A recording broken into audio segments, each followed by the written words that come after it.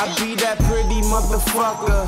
Harlem's what I'm reppin', tell my niggas. This is the assembly guide of any 40mm airsoft grenade. First, you just twist the grenade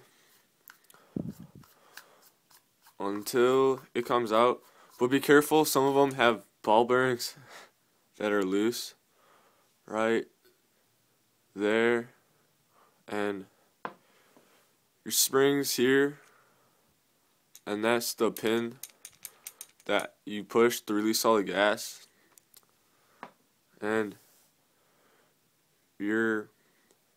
all your gas is stored in there, so you might want to lube that once in a while. And this is where all your BBs line. So yeah, they're not that hard to take apart as they look, but yeah, let me just screw it back on.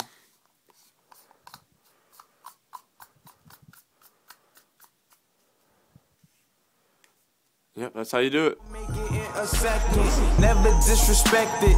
Plus I'm well connected with this coke that I imported.